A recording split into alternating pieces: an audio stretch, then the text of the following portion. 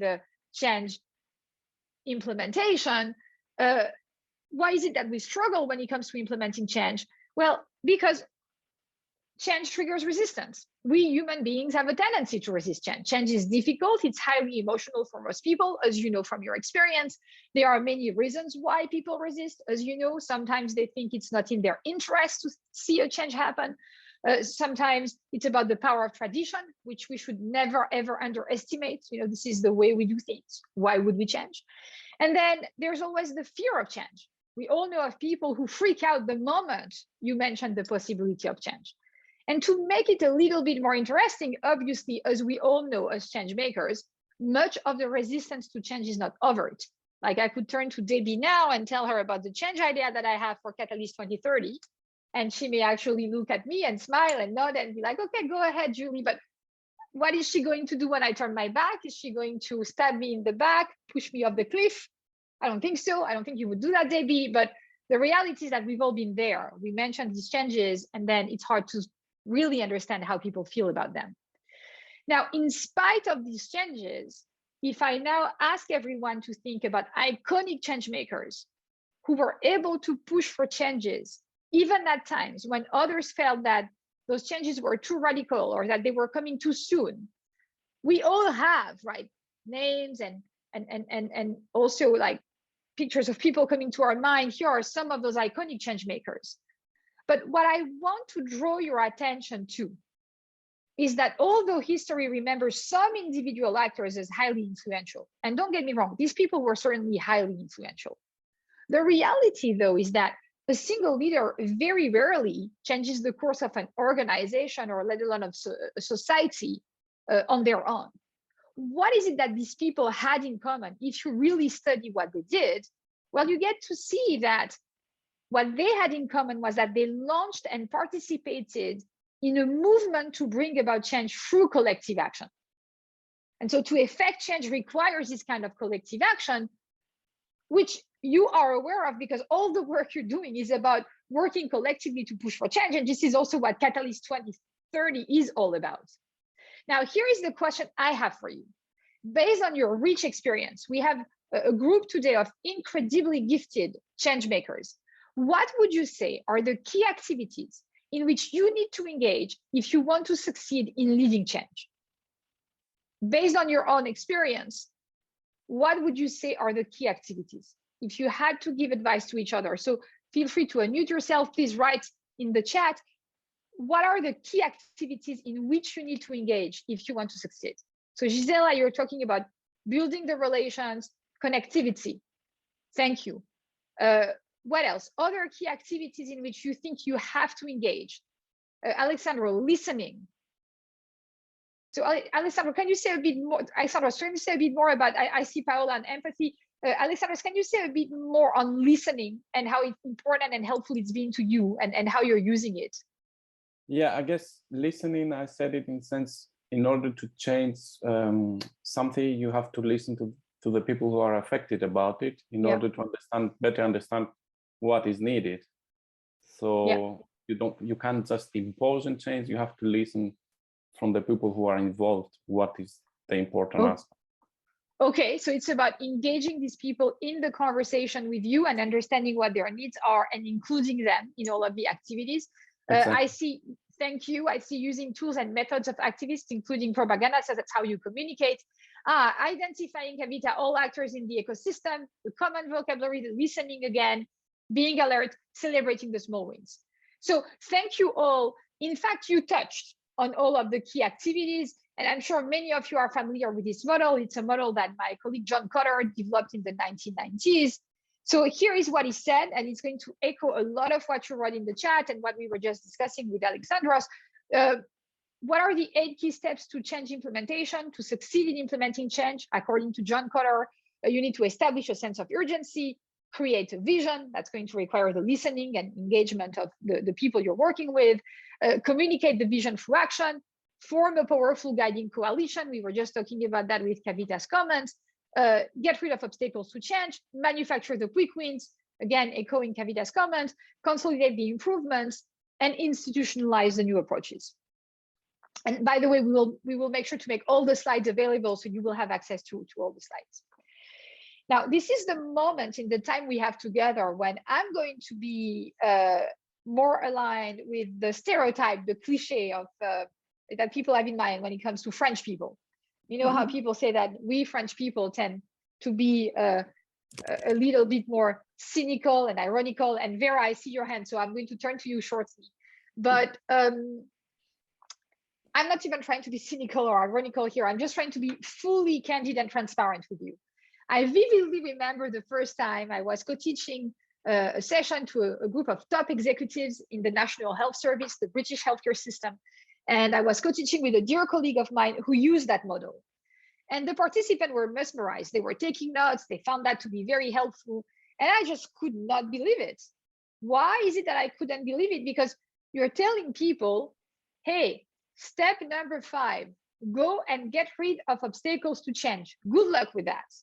And people are like, thank you so much, is very helpful.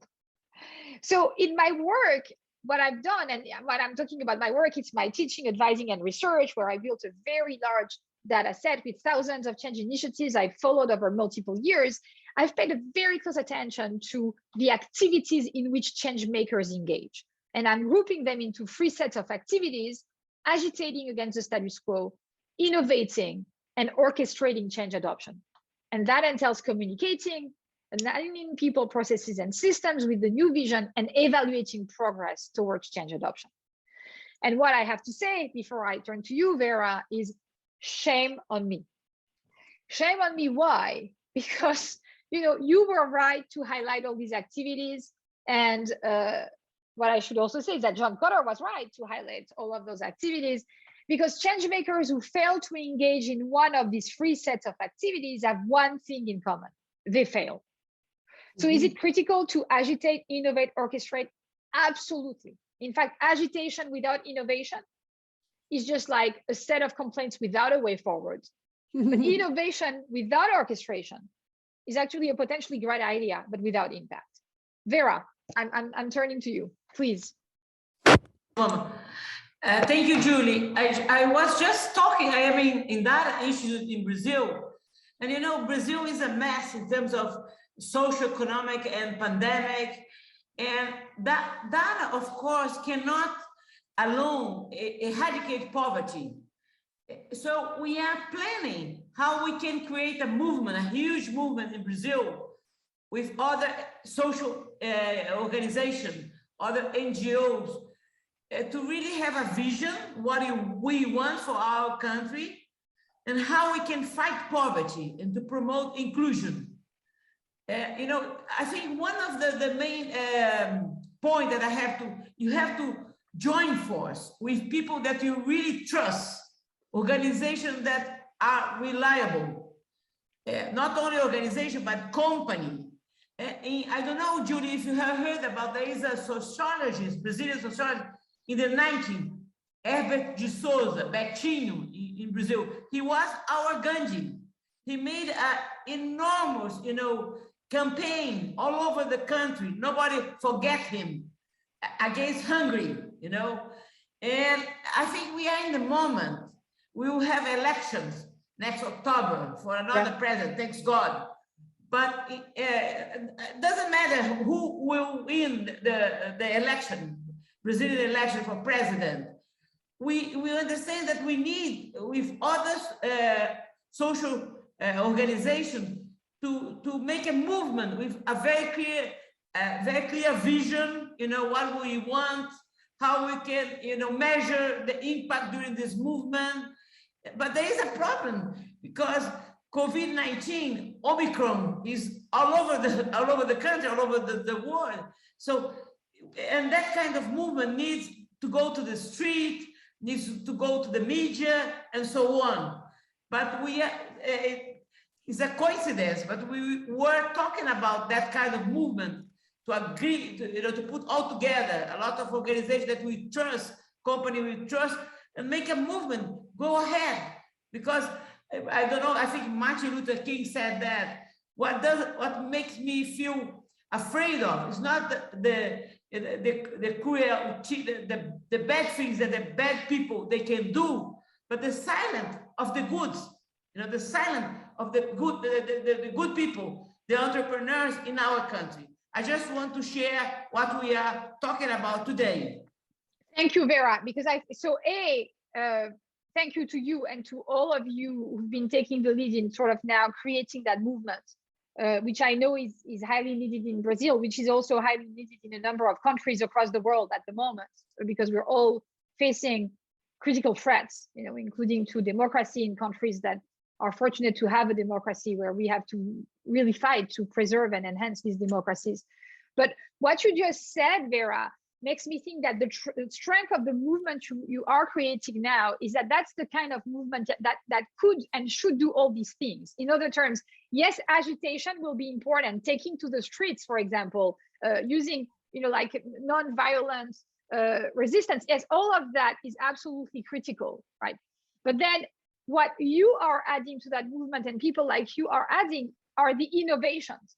When it comes to poverty, your multi-dimensional intervention has been pilot tested. We know that it works. Others have tested other approaches. And I think your work as a movement, some of you will be agitating, and the innovators should get together to sort of be clear about, here is what we can bring to everyone and put on the public agenda. And it could be a set of, here is what existing organizations could do. Here is what we need new organizations to do. And here are the public policies that we need to put on the agenda of those elections. And then you're going to need the orchestrators, like that's the role you're all playing, to now help make those changes a reality and really implement them at scale. And I know it is incredibly difficult work, because it's sort of three things that have to happen at once.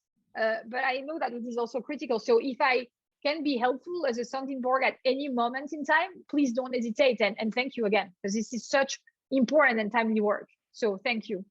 Now I'm going to add, though, one step to those 8 steps. And it's my additional step, which says, do not let any kind of step plan bias your expectations. And this is completely aligned with what Vera was just sharing about her experience about creating that movement in Brazil now, right? I'm saying do not let the step plan bias your expectations, because we human beings are wired in such a way that the moment we think about steps, we start thinking about things as being linear. But we all know that change is not linear. Change follows this much messier S-curve, and I think this one is not as messy as what the reality of change is, as you all know. And so there's always this moment in time, as we all know, when you're putting so much effort into the movement building and advancing the innovations, and yet somehow not much is happening around you. There's a huge gap between the level of effort you're putting into it and the reality of change adoption. And then if you are effective, then you're going to reach that tipping point when now you don't have to work as much, you're converting other people who are converting other people, and then the change is going to be adopted. Now, this moment in time when there's a big gap between the level of effort and what's happening around you is a moment of time I refer to as the valley of death of change implementation. And if I think about the thousands of changes I've studied across sectors across the world, including many in the field of social innovation, what I've come to see is that on average, 70% of the changes never made it to the tipping point. Now, some of these changes were ill-conceived. And so, those were not implemented, and you could say that what's not as bad. I also want to be clear that there are moments in history when what's at stake is not change, but resisting evil changes. But what I want to talk about are all the changes you are working on, right? Just like what Vera mentioned now and what's happening in Brazil, like all of those changes where you're already pilot tested a number of things, you can help create value, not only financial, but social, environmental value for so many people and stakeholders. Then how can we make sure you don't get stuck in that valley of death? How do you get to the tipping point? So we said agitate, innovate, orchestrate, but what else? What are the other key factors of success? That's what I want us to talk about. And in fact, Kavita, in your comments, you talked about the importance of conducting the stakeholder analysis, and you're absolutely right? You have to be able to think about all of the different groups of people within a given organization across a sector of society who are going to be impacted by the change, who will need to be part of the change. And you have to be thinking about their attitude toward the change. Are they likely to endorse and be champions? Those are the endorsers. To resist, the resistors. And then you have, as we all know, the wonderful category of fence sitters. The fence sitters can see the pros, they can see the cons, they are ambivalent. To tell you the truth, some of them may not even care, as we know. But at the end of the day, if you want to convince all of these people, and you will need to, then you're going to have to find a way to influence them. And this is where what we did last week is going to be helpful to us. But if you were not there, let me summarize that for you. What you need is the power to change the behavior of these people. So what is power? As we explained last week, power is the ability of an individual or a group of individuals to influence other people's behavior, right? And as we discussed last week, the key question is, where does power come from? Right? And what we discussed is that that's the fundamentals of power we describe in the book. Power resides in control over access to valued resources. What does it mean? It means that I have power over you if I control access to resources that you need and want. Let me give you a simple example I gave last week, right? It could be that Debbie actually controls access to a budget that I need to be able to complete the project I'm working on at the Social Innovation and Change Initiative that I'm running. Well, then if so, Debbie certainly has some power over me. In the meantime, it could be that I am connected to a social change maker who's a specialist in a given domain, and Debbie absolutely needs to talk to her if she wants to be able to complete the project she's working on with Catalyst 2030. And if so, I have some power over Debbie too, because I have access to that person, especially, by the way, if I'm the only person in Debbie's network or one of very few people who's connected to that person, right? Now, why is it critical to understand the fundamentals of power? Because when you do, then there are two key things you can do. The first thing is that you're now equipped with some kind of infrared glasses that will enable you to read power relationships across any kind of situation. And you can help others put on the infrared glasses, which is why we wrote the book. Think about it. If power resides in control over access to valued resources, then it means there are only two questions you need to be able to answer if you want to understand who has power and who doesn't in any situation. The first question is, what do people value? And the second one is, who controls access to the valued resources? What you can also do once you understand the fundamentals of power is debunk all of these fallacies, the misconceptions about power you have in mind that we talked about last week. And now what you can do is much better assess and accurately assess your own sources of power in any situation. And so now here is the question I have for you. Think about you and the important projects you're working on at the moment. What are the sources of power you have at your disposal?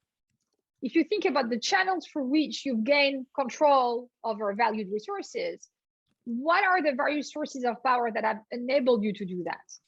If you think about your own experience, key sources of power that come to your mind, what are they? And feel free to chat, to unmute yourself. What are the key sources of power that you think have enabled you or will enable you, if you think about the changes you're working on now, to actually succeed in implementing the changes you're working on? What are they? What are the sources of power? Yes, Gordon, absolutely. Network contacts, your relational sources of power, they are absolutely critical. Other sources of power coming to your mind? For example, our social methodology that we created, and we know it works. It makes system change. You know, the Family Action Plan is a very powerful methodology to change people's lives, to empower people. You're right. So the knowledge and experience you've developed, and it's been actually researched, and we know it's having impact, and we see it now echoing on Gisela, knowledge, Kavita, the connections to government. Paula is also talking, like more personal indeed. And you've kind of covered the whole spectrum, because what we know is that we all have three main sources of power at our disposal. And I'm going to echo everything you've mentioned. We have personal sources of power at our disposal that are based on our individual attributes and skills. We also have positional sources of power at our disposal that are based on the formal roles that we hold in an organization or in a society. And we have relational sources of power that are based on our relational like base with just all of the relationships you mentioned. These relationships could be, with other social innovators and social change makers, the government, as you mentioned, the world of business, any kind of sector. You're really accounting for all of the connections you have, and you may be able to leverage to access valued resources and build your power base. Now, here is what I'd like us to do in the remaining time. I'd like us to spend time thinking now about each of these sources of power for every one of you. And I want us to start with your personal sources of power when it comes to how you could leverage them to succeed in implementing change. I actually would like to concentrate on your leadership skills. And why is it that I want to concentrate on leadership skills when it comes to personal sources of power? Well, we talk about leading change in English. So you have to be thinking that those leadership skills potentially play an important role. So could you please do the following? Could you please just take a pen, or please grab an electronic device? This is what you have in front of you. Just draw this very simple graph. You see those two axes with task-oriented, person-oriented. I'm just asking you to, if you can, please draw this very simple graph in front of you. And as you're getting organized to draw that very simple graph, let me tell you what we're going to do next. I'm of course going to tell you more about these two dimensions and what they stand for. Then I'm going to ask you a personal question. And I promise I'm not going to ask anyone to report on that personal question publicly. And then after that, I'm going to ask a general question, and that's when Paola is going to help us. And I have a poll ready for everyone to take, but we'll get there shortly, but not yet. So let me tell you about these two axes, right, and what they actually represent. We've learned a lot over the past 100 years of research and best practices on leadership. And if you look at this huge body of literature, you'll see that one of the key themes coming out of it is that when we think about our own leadership skills, we have to think about two dimensions. We have task-oriented leadership skills and person-oriented leadership skills. Let me start with your task-oriented leadership skills. The task-oriented leadership skills are those skills that relate to your ability to create the kind of processes, systems, structures that will enable your team, enable your organization, enable your movement to reach their objectives. You also have person-oriented leadership skills at your disposal. And those leadership skills, they actually are the ones that relate to your ability to create the kind of social climate in which people will thrive, will be able to work together, and will help achieve the objectives of the team, of the organization, or of the movement you're a part of. So now here is my personal question to you, and I'm not going to ask anyone to report publicly, I promise, right? But so here is my personal question to you. Where are you on this graph? Where do you think you are? Are you one of the very fortunate people among us, ranking super high on both task and person-oriented skills? And if so, what can I say? I guess I just have to say congratulations, you're rich and beautiful, and there's so much we should celebrate about you. Or are you one of the more human leaders among us? And it could be that, like some of us, you actually rank higher on one dimension and you rank lower on the other dimension. So I'd like you to think about where you think you are. And as you're thinking, I have to tell you the truth. The truth is that I do not care about where you think you are. And in fact, I couldn't care less about where you think you are. Here is what I care about now, being very serious. If I could now survey the people you're working with, where would they put you? Right? This is the question I'm asking you. And it could be you know, it could be you don't know. And so this is a major red flag because you owe it to yourself and to them to be self-aware. But I hope you'll continue thinking about that. Now, as I said, Julie, yes. Sorry, Julie, I have a question. Could you please give me some examples about task-oriented skill, personal-oriented skill? I understand, but task-oriented skill, can you give more examples about that? Yes, and so an example like Vera, you were telling me about that movement and that you're a part of. And you said to me, we're going to need to structure ourselves. We're going to need to evaluate our progress. So someone is going to have to sit down with the task force to think about, okay, What are the key milestones? How are we going to track that? What are the metrics we're going to be using? You're creating the processes and the systems, right? That's one example. And so that's one thing you would have to do that's not person related. You may have to do that too with some of the innovations, right? That may require some kind of coordination across groups that also will engage some kind of technical intervention. You need someone who's going to look into that. That's an example of task oriented, right? Okay. Now, here is my question for everyone. And Paola, please launch the poll now. For when it comes to change implementation, thinking about your experience as change makers just for change, right? And now it's not only about you, it's in general. What do you think is more important to succeed when it comes to implementing change in your experience? Person-oriented skills or task-oriented skills? And so please submit your answers so that we get to see where we all are. And then Paola, you can share the results with everyone so that we get to see where the group landed once you have everyone's answer, or at least, you know, everyone who can access a computer. So let's see where we are as a group. Okay, wow, 90% of people are saying person-oriented, 10% task-oriented. Could some of the people who said task-oriented, could we have one of you tell us more about why in your context you're thinking the task-oriented skills are so important? I can try to ask this because I was one of the said task-oriented skill. Yeah. Because I think a leader, he knows many ways, you know, he knows what we have to do in terms of communication, what are the best people, what are the main strategy. If they don't know everything, but they have an idea, the leader has an idea about, you know, what are the main tasks to achieve the goal, the movement in Brazil, for example. What we have to do, the to-do, what we have to do in many areas, you know, technologically, you know, in terms of vision, communication, money, resources, and everything, how to make some groups through the internet.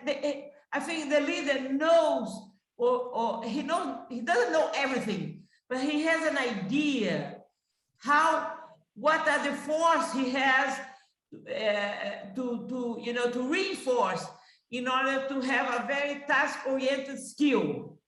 Yeah. Of course, the person is very important, but yeah, that kind of leader, I think, is important. Thank you, Vera. Would anyone like to now tell us more about your rationale behind saying person-oriented? Vera acknowledged the importance of person-oriented. I was the one who, you know, like was a naughty one trying to push you to pick one or the other. But anyone who would want to actually comment on the person-oriented skills? Yes. Yes, please go ahead. Yes, thank you. I also support to the task-oriented skill, ma'am, because I supported this leadership type of oriented, because he knows everything regarding how actually a task-oriented skill person is knowing how to set the target in future for the future generation, for in coming 20 years, 30 years, 10 years, etc. This was the actually in his mind always task oriented. But in case of person oriented skill, he knows not any more thing as compared to task oriented for skills. Okay, thank you. And I see some of the comments you're adding on the person oriented dimension. So let me tell you what I see, and I see that across sectors across the world.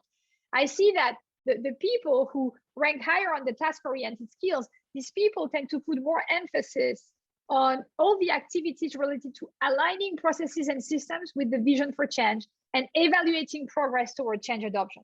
They are also more effective when it comes to engaging in these activities. And there I'm echoing what Vera and Rakesh were just talking about. Now, as you would expect, the person-oriented people, those who rank higher on that dimension, they tend to put more emphasis on the communicating activities, right? And they're also more effective when it comes to engaging in these activities. So where does that leave us? We said agitate, innovate, orchestrate.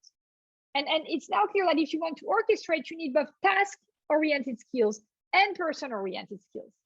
So, you know, the truth is that we're all aware of that, we may not have all of the tasks and all of the person-oriented skills that we need, but if we are self-aware, then we can complement our strengths and weaknesses and bring on board people who will be able to bring the kind of leadership skills that we need. Now, I so wish we could be done because we would agitate, innovate, orchestrate, work on developing these task-oriented and person-oriented skills, be self-aware at a minimum, and bring people on board to complement us. But sadly, I'm sure that just like me, you've seen dozens and dozens of very gifted, well-rounded leadership teams, very gifted leaders who were doing everything they were supposed to do in trying to implement the change, and yet somehow they miserably failed in implementing change. And so this is leading us to now going back to the drawing board. We talked about personal sources of power. Yes, your leadership skills matter.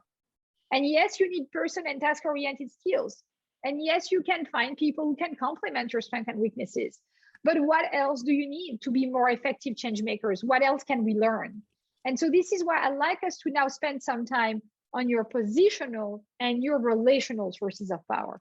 Again, you have a great deal of experience with change implementation. The objective here is just to give you some more tools so that you could be even more effective in working with your teams, in working as part of the movements that you've created or that you've joined to push for social change. So here is what I did. I prepared 2 puzzles for us to solve. Why did I do that? Because as I said, I want to hear from you and I want you to hear from each other and learn from each other's experience. I will also share with you what I've learned through the work that I've done. But so here is what the first puzzle is going to be. And I'm going to spend a bit of time setting the stage, and then I'll ask you the question again. But the question will be, what is more effective to succeed in implementing change? Your formal authority or your informal network of relationships? And I'll turn to you in a minute with that question. I'm going to give you a spoiler and say that the second puzzle is going to relate to a very well-known old saying, keep your friends close, keep your enemies closer. Is this indeed what you should do to be more effective social change makers? So we'll talk about that. But before we turn to that second puzzle, let's concentrate on the first one, right? Let me just set the stage, as I said, right? This is an organizational chart. We saw it last week. If you remember, I showed it to you for those of you who were there. Martin Lauder is at the top of this organizational chart. He has the highest level of positional power. But this is only one way to represent this organization, right? Here is a second way. What did I do here? I actually tracked the relationships between all of the people in this organization.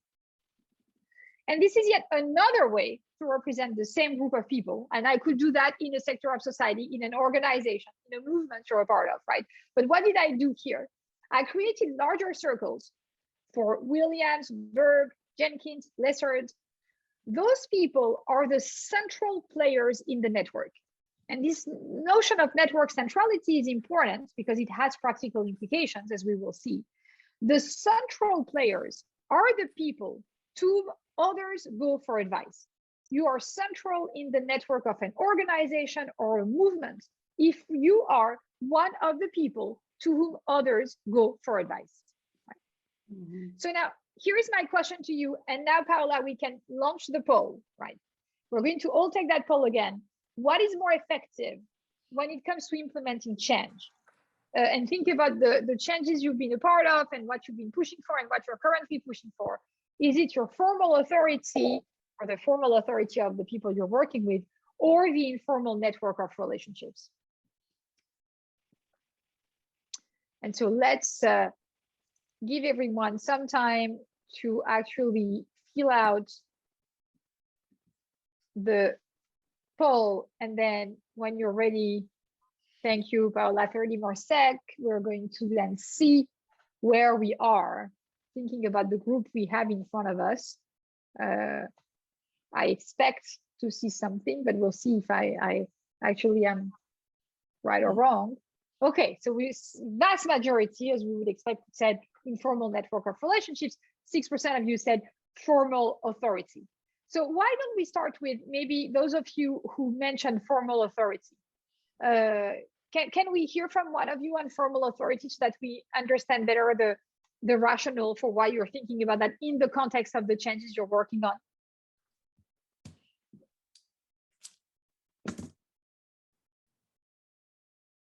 Anyone ready to talk about formal authority here?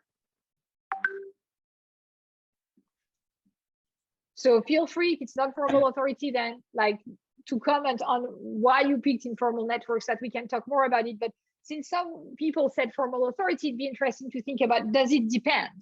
And if so, what does it depend on? Bridget, please go ahead. Okay, thank you very much.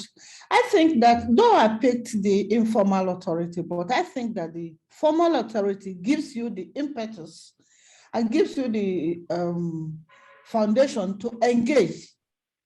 Because if you don't have the formal authority, your ability to influence might be reduced. Are you thinking about specific examples and situations you've been in yourself, Bridget, that you could share with the group so that, you know, that gives life to what you just said in situation? Yes, okay. I Thank give you. an example. I lead a women in peace building network. My formal authority is being the coordinator of the network. But if I'm not in that position today, I will not be able to mobilize all the women from across the country to influence them. But I can use my informal relationships within the network to be effective, whereas I need that formal authority as the network to bring them together. Okay, so interesting. So it's a mobilization of both that sort of that really enabling you to bring people together and women together for peace. Thank you. Thank you. Thank you. Yes, Gordon, please go ahead. Well, I actually kind of I was actually considering not to vote because I see that there's a strong connection. So there's actually a connection from informal networks to the formal authority and vice versa. Because if you look that the formal authority is given by you on different aspects, the informal network can dedicate this formal authority to you. But again, then where is it more important? It's the informal network for me. But I do have one parameter that I'm actually, when we talk about this, that I'm missing, and that's actually the reflection, the mirror. So what is the recipient of my message, of my intention, of my vision? What is those position, and how empathetic are they with what we are as a change maker are saying? Because I can give you one small thing that just popped up in my mind, and I got this experience. I was participating in a discussion, and I gave my statement, and I usually don't suffer from not being heard, but I was heard. But with the informal network of focusing on women and young women, my complete statement was malcredited with saying this is an old man's vision. So this is something that we should implement into the overall concept, because there are changes and there are parameters that are not following the rules anymore. You're right. So thank you, Gordon, because you're pushing us to think about, you know, the connection between the person delivering the message and the audience, and how also, and this is critically important, stereotypes can stand in the way. Like, you know, those stereotypes about the shared beliefs that we have about certain people of given groups supposedly having all the same characteristics because they belong to that group. Those stereotypes completely bias our perceptions of people, and they can stand in the way and not enable us to be as effective. And in fact, if you combine some of those stereotypes with positions of authority, then the challenge is what you're talking about, is that all of a sudden, like, people are trying to push for change in a very top-down way, even if this is not what you want to convey. And the risk when you're top-down is that, you know, people may comply in the short term, but they will not necessarily commit, as we know. And all the changes you're working on require for people to commit, which is absolutely indeed critical. And so what's coming out of everything you've been sharing is Yes, there are moments when this authority can be important, but the network is absolutely and always critical. And you're right, this is what you see in your work, and this is what I've seen over and over across sectors across the world. What I see is that the change makers, the advocates of change, who are central in the network of their organization or in the network of the sector of society they're trying to change, these people, remember, they are the people to whom others go for advice. These people have a huge advantage when it comes to implementing change. Interestingly, regardless of the position they have in the hierarchy, regardless of the authority they have. Why? Because they are the people others trust. And trust is a huge conduit of influence. And this is what, Tiziana, I've seen in all the work we've been doing, including academic, systematic, rigorous research, quantitative, qualitative, experimental. This is something that keeps coming up, right? So now, what are the practical takeaways here? A, as you know from your work, you can overcome the limits of your formal authority through your informal network of connections. But it is important for you to work with the more junior people in your organization to help them understand that and help them understand what it takes to do that, right? Don't take it for granted that they do, because in my experience, they don't, and they need your help. And then I would say, as you're getting higher up in the hierarchy of your organization, of the sector of society you're trying to change, do not rest on your laurels. And this is critically important. Those of you who were there last week will remember, and I just want to say that for everyone today, power has a series of truly pernicious effects on human psychology.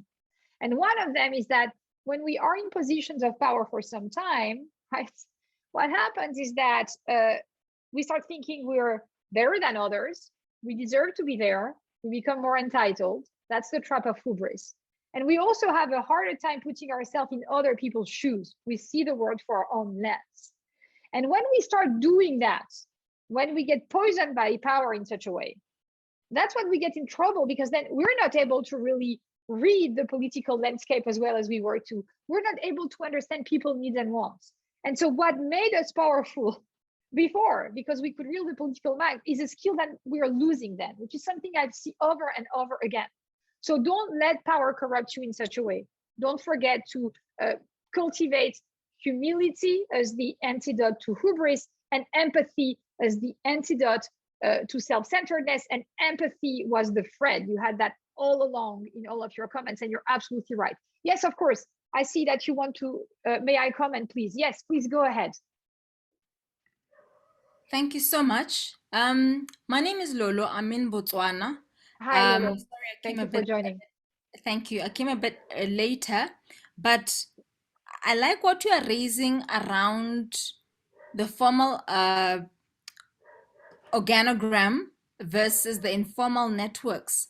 So for me, I believe like earlier mentioned, they're both important, but what I'm seeing is that the influential people, or people who what did you call them, The central, yeah, yes, the central yes. people in the network.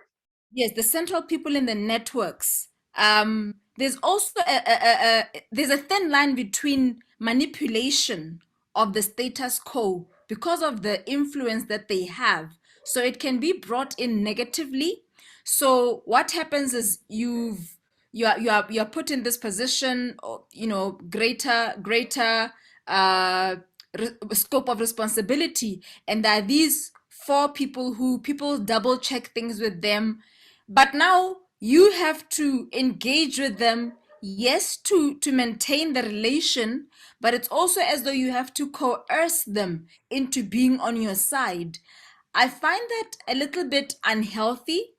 And guide me here where there are better ways of doing it, but I'm very conscious when I work with large teams who I need to touch base with on the side outside of group communication, because So, their opinion has an impact on how others approach, say, a task. no, this is a critical point. And in fact, this is why I want to spend time on the second puzzle that's exactly related to that issue. In a world in which you've identified the central players, and you know if they are supporting the change, resisting it, or if they are ambivalent, then what's the right way to deal with that? And is this manipulative, or is there a way to do it cleanly without being manipulative? And my answer to that is absolutely there is a way. And so let's turn to that. I just want to finish those key points here and then concentrate on your point, Lolo. And at the end of it, you'll tell me if I will have succeeded or not at guiding you, because I think this is the critical thing here. Absolutely. Yeah, okay. So just on that point, to wrap up on that one, what do I want to say here? Just a few things, right? Key questions to ask yourself. And Lolo, it's very clear you've been asking yourself these questions. Who are you connected to? Do people come to you for advice? To whom are they going for advice? And Lolo, I want to already now echo what you just said. If you're not one of these central players, I am not standing in front of you today telling you, if you're not one of those central players, be manipulative, find a way to become a central player. That would be nonsense.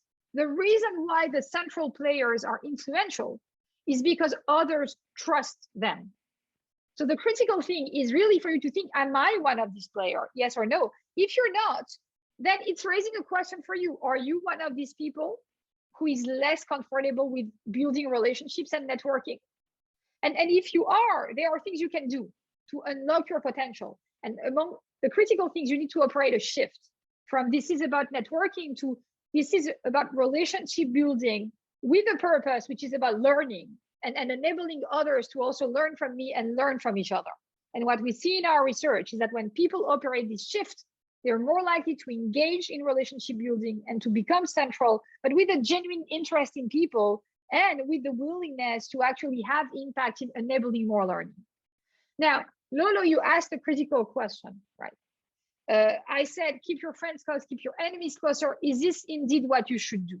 Now you'll see, Lolo, how it relates to your question, right? We talked about the fact that you have endorsers, resistors, and the wonderful category of fanciers. Now, back to Lolo's question, what we actually need to consider too is the quality of the relationships you have with people in your organization, in your movement, right? We do not have the same quality of relationships with everyone. We are closer to some people. And what is it that I mean by closeness? Well, it's about the sharing of a personal relationship that is built on mutual trust and liking. Right? Closeness is actually often associated, and this is truly interesting if you look at what's happening across cultures across the world. It's something we've learned from anthropology and sociology. Closeness is actually associated with a sense of social obligation. If Debbie and I are close to each other, and we enjoy working together, we respect each other, we trust each other, well, then it's going to be hard for me to disappoint Debbie and vice versa. Now, let's imagine for the sake of this moment in time that, again, I came up with this project this morning, I contacted her, it's about Catalyst 2030. I shared the idea and Debbie thinks it's the worst idea I ever had. So now Debbie is going to be sharing a trade-off. She's going to either oppose me and I'm a friend, or she's actually going to accept the unwanted outcome of the change for the sake of our professional friendship, right?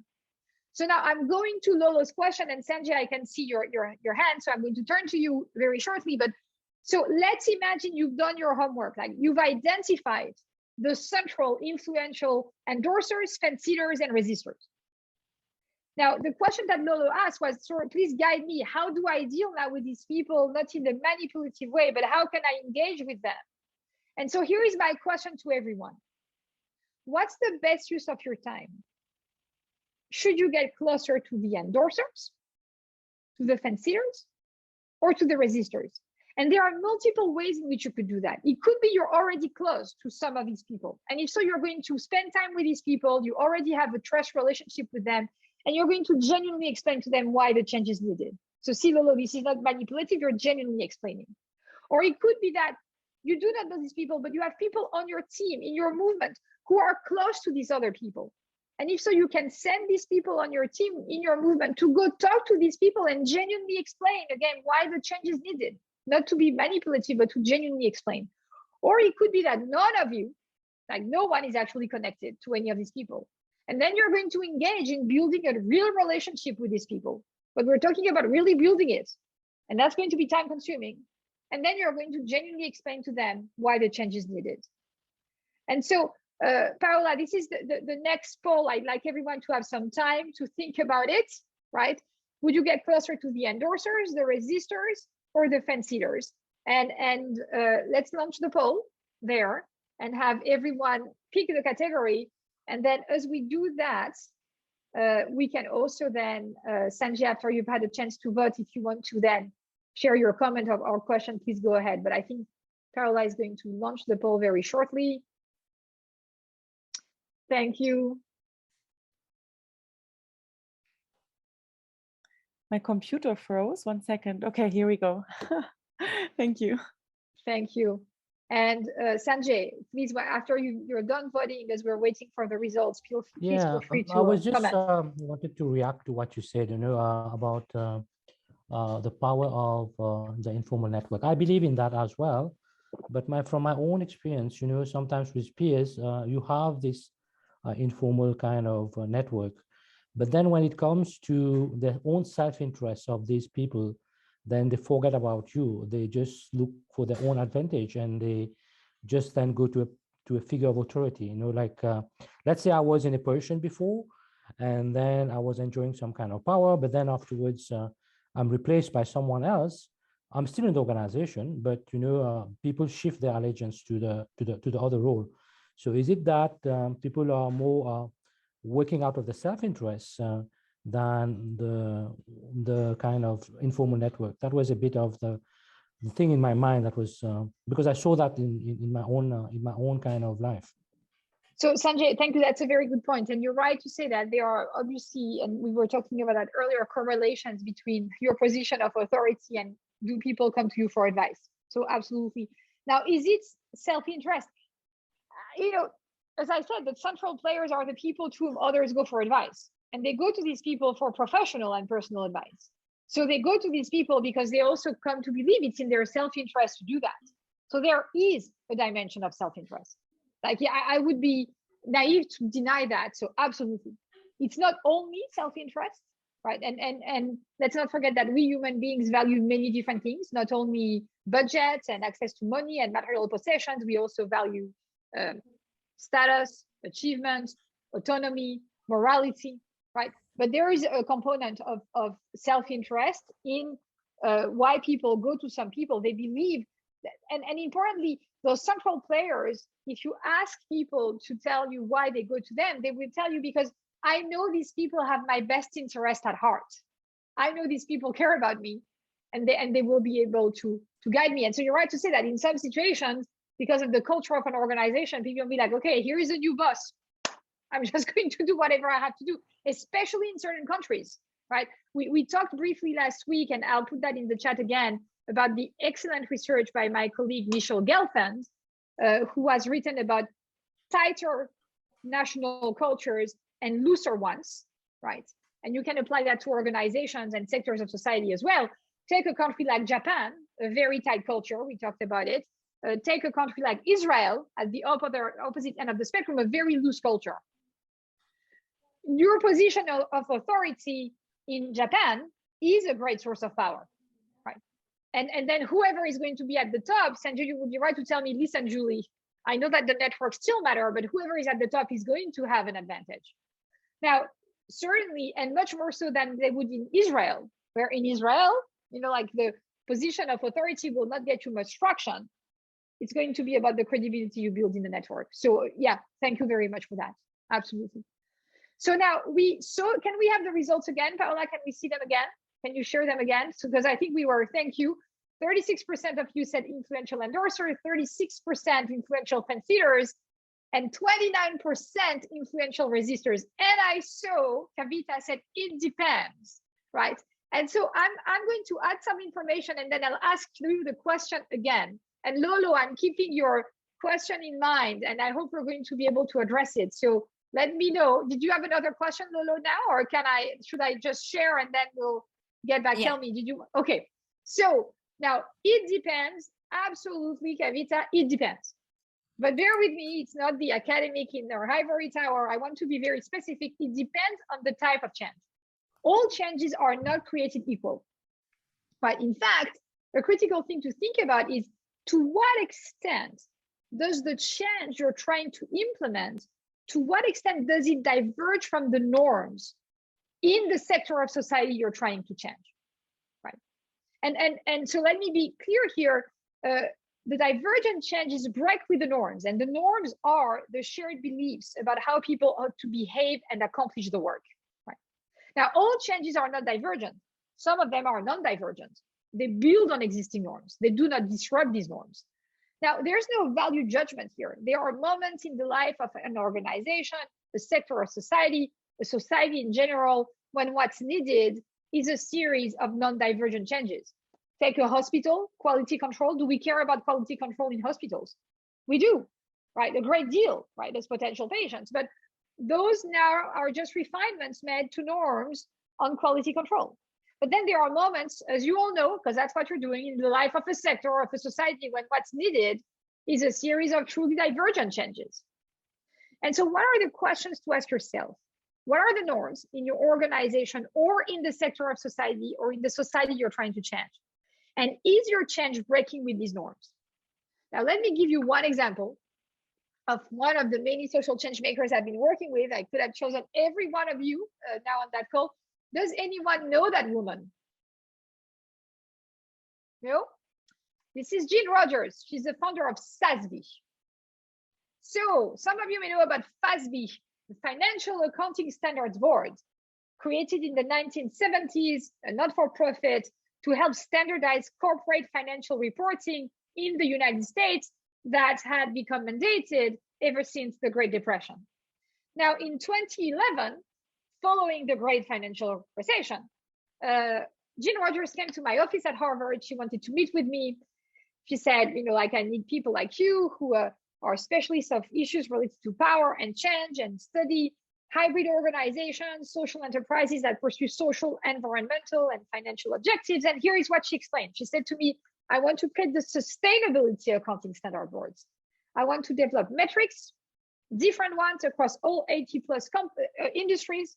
And I want these metrics to then be used to measure the social and environmental performance of companies. And my vision is that at some point, it's going to become the norm. It's going to be mandated, and the laws would evolve not only in the US, but across the world, right? How divergent a change was this in 2011?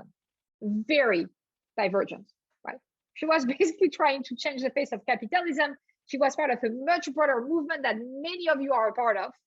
And this movement has been gaining a lot of traction over the past few years, especially now in the midst of this pandemic, when it's becoming clearer to everyone that we cannot stay the course. If we were to stay the course, as we discussed last week, and as we all know, we would further increase inequality and further destroy the planet. So we have to move on away from the neoliberal mindset, right? Now, that's one example of divergent changes.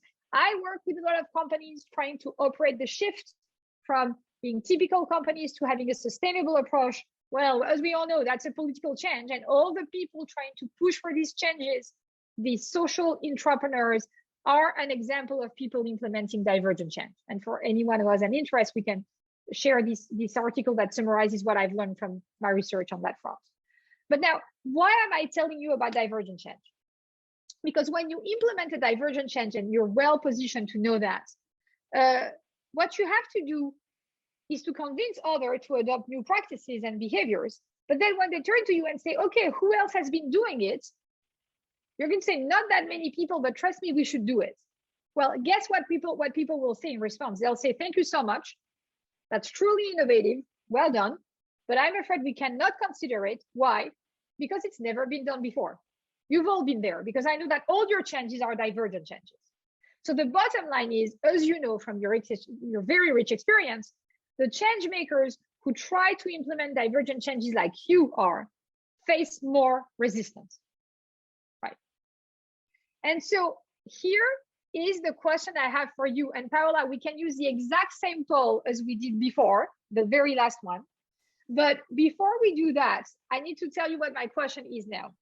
We need to talk about divergent changes, because I know that your changes are breaking with the norms, right? And I'm keeping Lolo's question in mind, guiding you and thinking about what's the best use of your time. And if you don't want to be manipulative, but engage cleanly with others, how can you convince people that the change is needed if it's a divergent change? So let's think about a divergent change. It's a divergent change What's the best use of your time? Should you get closer to the endorsers, the fence-sitters, or the resistors? And let's give everyone some time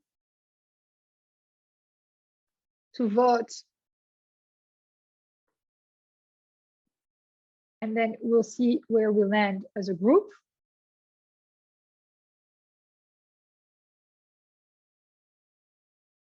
And so Paola, feel free to share whenever you're ready.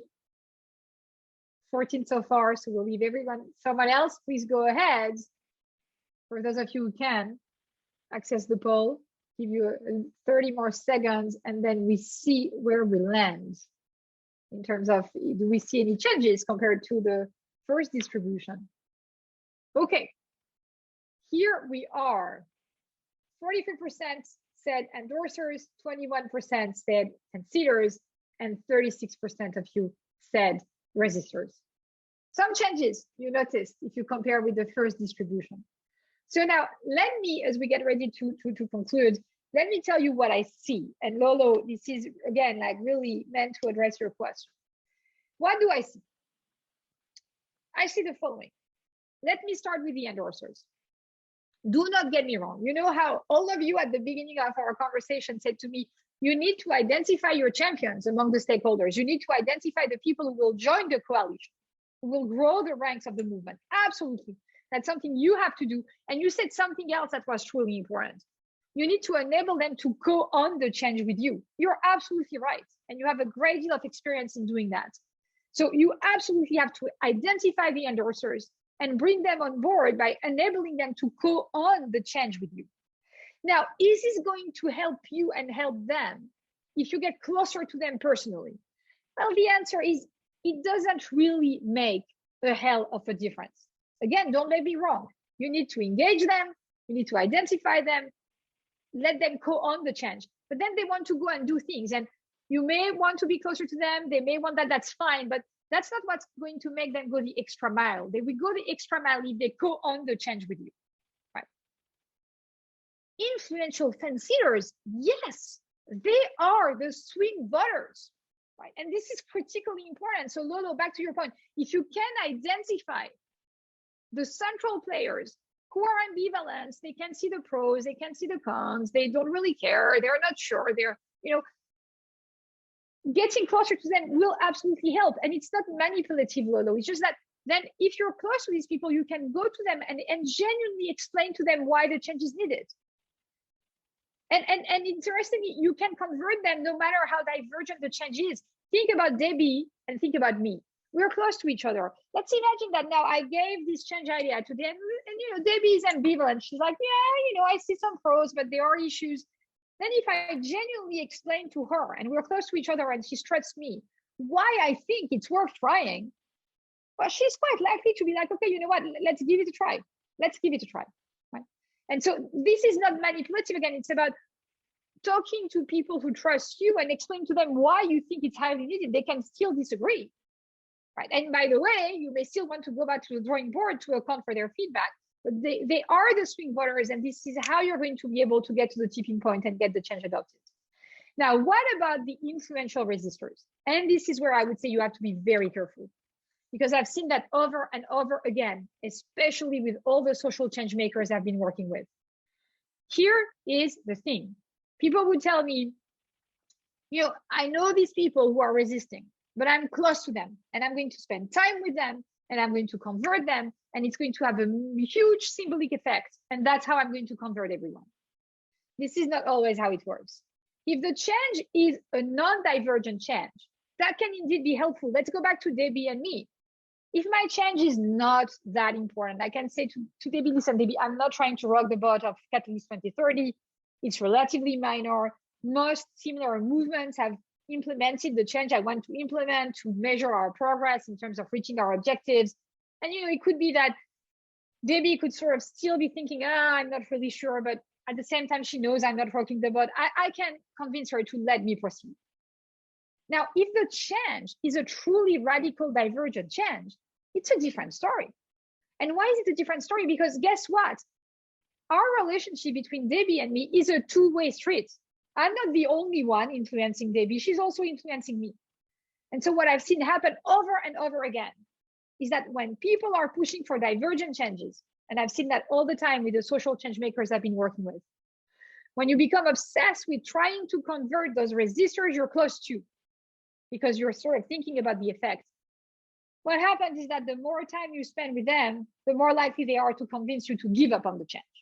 Now, it may be a great thing. And by the way, I just want to be clear here that you should always talk to your resistors. You should understand why they resist. You owe that to them and to yourself. They may have a great point. But the question is, after you've already gone back to the drawing board, if they continue to resist, what else? And this is where I would say, this is not where you'll get the traction. And I want to be there very careful and say to everyone, I do realize that that can be a very difficult moment of truth. I've worked with people for whom social change makers under authoritarian regimes, for whom going against those influential resistors meant putting their lives on the line and the lives of their loved ones, right? So I'm not taking that lightly. There are moments when you may say this is just not feasible. But one thing is certain, trying to get closer and closer to those resisting is not how you get the traction if it's a divergent change.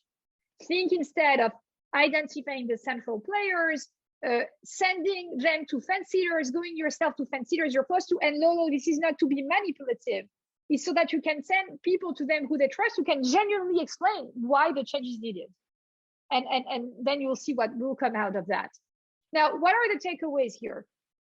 Being close to the influential endorsers doesn't make a hell of a difference. But again, you need to identify them. They want to go on this with you. You need to give them things to do. Being close to the influential fence sitters, yes, makes a hell of a difference. And they are the swing voters. Now, be careful if it's a divergent change. Should you get closer to the influential resistors? Well, it may be the recipe for disasters, because you may then talk to them, they may convince you to give up on the change. So what are the questions to ask yourself here? Which influential fence sitters and resistors are you close to, which requires for you and your team to observe, ask, record, and who is close to the influential fence sitters? Because if you have these people on board, they can go and genuinely explain to others why the change is needed, and that can make a hell of a difference if they are on board. Now, if we summarize everything we talked about, which I hope will be helpful to you and the people you work with, what did we talk about? You need to agitate, innovate, orchestrate. You need both person and task-oriented skills. If you don't have all of them, you're still working on developing them. Be self-aware so that you can bring on board people who can complement your strengths and weaknesses. Your informal network matters a great deal, as you've mentioned to me. Beware of how central you are and who the central players are. And always cultivate fence sitters. Be careful when the change is divergent. Getting closer to the resistors is not the key to success. Now, as I'm saying all that, it's not in the spirit of being manipulative. It's in the spirit of unleashing the energy you need, the power you need to make the change happen. But again, it requires for you to engage cleanly with power, which is what we talked about last week. So think about always cultivating humility and empathy and having the necessary checks on your power. And we had talked about that critical issue with Vera, and that's in chapter 2 of the book. And Vera was so kind to candidly share with us her experience on that front. So you may not have all the sources of power, but as you know from your experience, and Vera, thank you again for also sharing about the movement that's happening in Brazil now. By joining forces, you can have more of the resources that you need to have the kind of impact that you aspire to. And so we'll make all of the resources available to you. I think that the book is now also available to you. We created a new quiz online for you to take the power test if you're interested. So you can go on the website for that. But I wanted to make sure we would end on time because I know